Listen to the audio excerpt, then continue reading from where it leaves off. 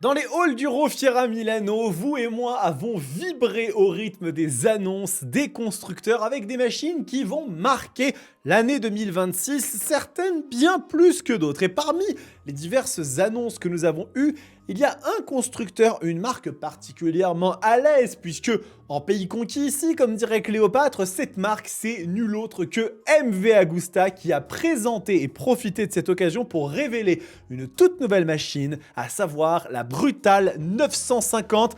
Un nouveau roadster mid-size, et vous allez voir que c'est léger de dire mid-size parce qu'elle est très énervée cette machine. Et aujourd'hui, eh bien, je vais vous la détailler dans tous ses moindres recoins puisque nous avons toutes les informations qu'il y a à savoir sur la version Oro, la version extrêmement haut de gamme de ce nouveau monstre italien, et je vous assure que ça va être extrêmement intéressant. Bonjour à toutes et à tous, j'espère que vous allez bien.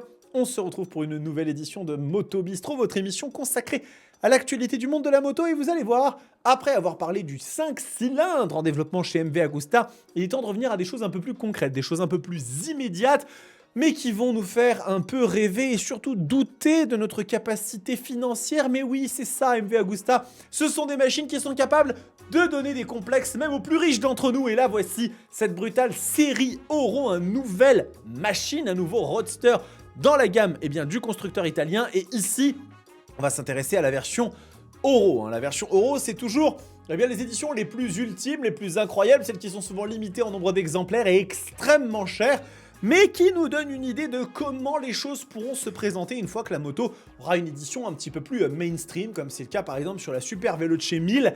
Je vous le rappelle, une machine à 70 000 €. Donc, regardons un petit peu cette nouvelle MV Agusta Brutal 950 dont vous avez les caractéristiques ici. J'aimerais qu'on descende un petit peu et qu'on aille déjà l'admirer, la détailler sous toutes ses coutures, parce que une MV Agusta, c'est avant tout une moto qui s'admire, qui se regarde, qui se conduit de temps à autre, mais finalement quand ça reste dans un salon, ça marche tout aussi bien. Regardez-moi ces lignes absolument extravagante, il est vrai, mais aussi magnifique. On retrouve d'ailleurs à l'arrière un petit peu de l'inspiration finalement de cette selle passager qu'on avait sur la Brutale 1000 RR, qui était totalement creusée. Si on voit qu'elle est remplie avec bien sûr le monobras, les 3 flûtes d'échappement.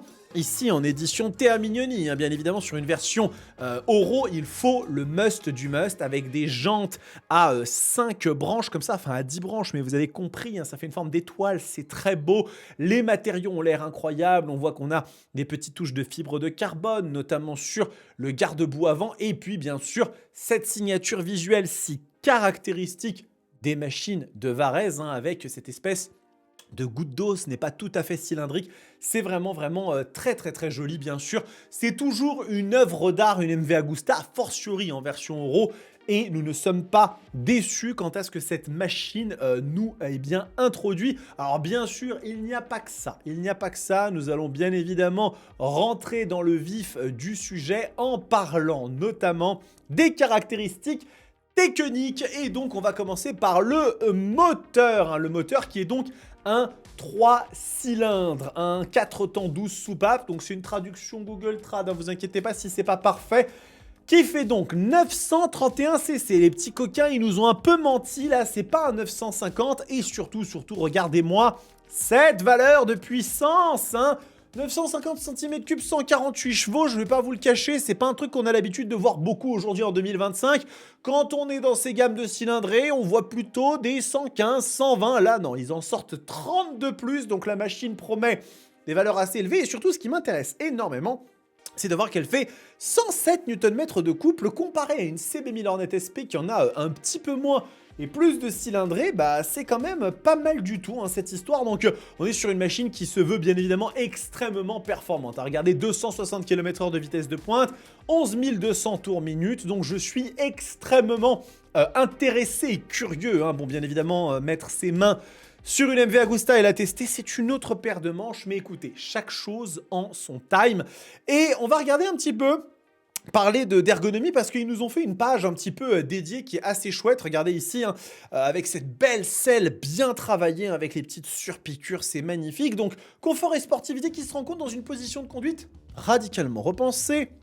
Guidon plus haut et plus large, sachez que sur une machine type Brutal 1000 RR, on est vraiment sur une sorte de café racer hein, avec des demi-guidons, des clip-ons comme on les appelle, qui sont très bas. Donc MV Agusta n'a jamais eu de mal à faire des roadsters qui sont très radicaux en termes de position. Donc c'est bien aussi d'en retrouver d'autres comme la Brutal 1000 RS qui, elle, a un guidon droit un petit peu plus voilà, agréable. Et c'est ce qui va un petit peu se présenter sur cette machine. Donc on est sur une selle habillée de suédine Alcantara, bien évidemment haut de gamme hein, sur un modèle Oro, remodelé pour offrir un meilleur soutien contre la crue. Celle du pilote désormais 20 mm plus large à l'avant et 40 mm plus large et 40 mm plus longue à l'arrière. Donc en termes de spec, ça nous donne quoi si on va regarder un petit peu les dimensions?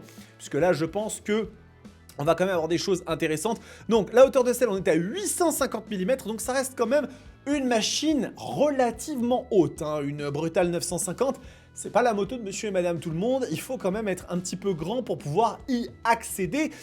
Et bien évidemment, on a des repose-pieds qui sont relevés, reculés et élargis, ce qui améliore la garde au sol, confort des genoux et la répartition de la pression lors d'une conduite sportive. Donc on a une machine qui a bien été travaillée à ce niveau-là. Si on va regarder un petit peu du côté de la partie cycle, vous allez voir que c'est ultra intéressant parce qu'on va avoir la possibilité de détailler cette Oro qui n'aura peut-être pas, à mon avis très certainement pas, les mêmes types d'éléments qu'une version finale RS ou autre, mais ça nous donne des indications et surtout des grosses ambitions de la part de MV Agusta puisque en termes de suspension à l'avant, on est sur une fourche télescopique hydraulique inversée Öhlins NX30 s'il vous plaît, donc forcément on se met bien. Et à l'arrière, on est sur du TTX GP36. Hein. Donc le TTX 36 et le Öhlins NX30, c'est ce qu'on avait sur les hyper sportifs d'il y a 4-5 ans, voire même un petit peu moins. Donc on est sur du matos de prima categoria. Alors par contre, effectivement, malheureusement, nous n'avons pas de suspension semi-active sur cette moto. C'est quand même relativement dommage au vu du prix qui est indiqué juste là. On va en reparler juste après. Mais bon, on est quand même sur des éléments qui sont très premium. Et j'attire votre attention sur un autre élément qui est excessivement important, à savoir, eh bien, le freinage, puisque là-dessus, vous voyez qu'il y a écrit Brembo, mais pour celles et ceux d'entre vous qui ne sont pas forcément des férus de détailler un petit peu les éléments de la marque de frein, ceci, les amis, ce n'est pas du M50, ce n'est pas du Stylema, ce sont des étriers iPure, et oui, les Brembo iPure qui sont aujourd'hui, hein, aux grandes dames de toutes celles et ceux qui voudraient nous faire croire que Béringer c'est du grand public, eh bien ce sont les étriers les plus puissants qu'on peut trouver dans le grand public. Et oui, car effectivement, même si vous pouvez acheter des étriers Béringer, hein, se reconnaîtront ceux qui ont fait ce genre de commentaires, ce ne sont pas des étriers qui sont présents sur des machines de grands constructeurs. Hein. Béringer aujourd'hui, ça n'existe sur aucune moto de grande marque, hein. C'est trouvable sur des motos type Avinton, donc non. Ce ne sont pas des étriers grand public et les Brembo iPure sont vraiment du coup eh bien, le summum de ce qui se trouve aujourd'hui et dédié à des motos normalement beaucoup plus puissantes. Hein. On retrouve ça notamment sur des machines type Panigale V4, RS V4, nouvelle Norton Manx S et R, extrêmement intéressant. La seule exception étant la 990 RCR de chez KTM qui, malgré ses 130 chevaux, s'est senti pousser des ailes et a eu envie eh bien, d'aller chercher comme ça les meilleurs étriers qui existent aujourd'hui. Why not? Bien évidemment, la partie cycle, ce n'est pas tout et avec un moteur aussi énervé, il va falloir un peu d'électronique pour contrôler tout ça. Eh bien, écoutez, je vous invite à découvrir le nouvel écran. Je suis un petit peu partagé. Je ne sais pas véritablement si je l'aime ou si je l'aime pas. D'un côté, je trouve que c'est bien d'avoir une évolution de la technologie. De l'autre, je trouve qu'il est intégré d'une façon un peu chelou et je ne sais pas, cette interface, je sais pas trop quoi en penser.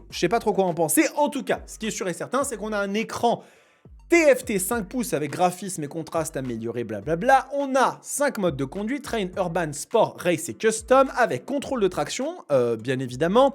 On va avoir Quick Shifter optimisé, ABS en virage, pas mal de petites choses. Et si on va regarder aussi du côté, eh bien, des caractéristiques techniques, on va avoir le détail un petit peu, avec ici tous les éléments qui sont présents, hein, donc notamment tout ce qui va être l'allumage, etc., etc. Je voulais voir si on n'avait pas à tout hasard la technologie, voilà, ça va être un petit peu plus de ce côté-là. Application MV Ride, capteur GPS Bluetooth, je vous mets au-dessus, régulateur de vitesse, très bien, ça.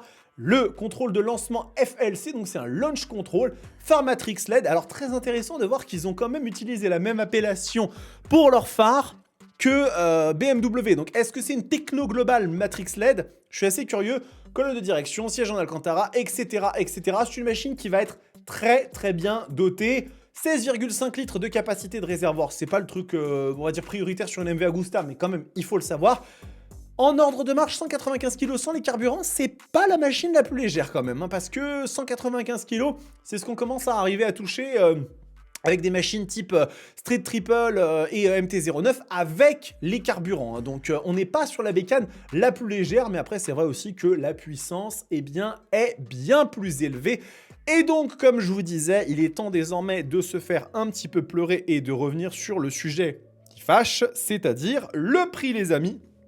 On est à 26 600 € sur cette moto. 26 600 €, c'est quand même le prix pas loin d'une Street Fighter V4S qui fait 214 chevaux et qui est quand même nettement plus puissante et performante et technologique. Mais que voulez-vous? C'est aussi ça, acheter une MV Agusta.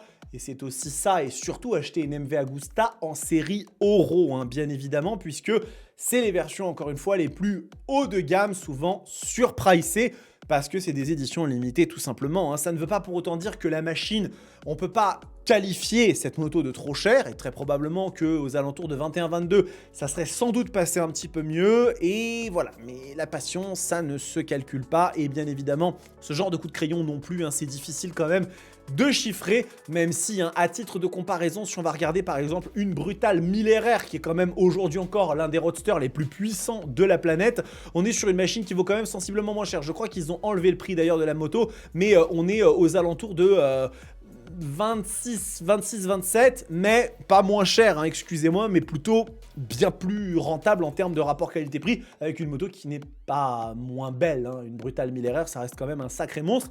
Donc voilà, vous vous ferez votre propre tambouille et votre propre idée, mais c'est quand même très intéressant de voir que MV Agusta fait feu de tout bois pour, eh bien, non seulement se redonner une image et être à l'avant-front aussi un peu d'innovation avec ce fameux 5 cylindres dont nous avons parlé il y a peu de temps. Et d'ailleurs, c'est la vidéo vers laquelle je vais vous envoyer si vous ne l'avez pas regardée. C'est extrêmement intéressant.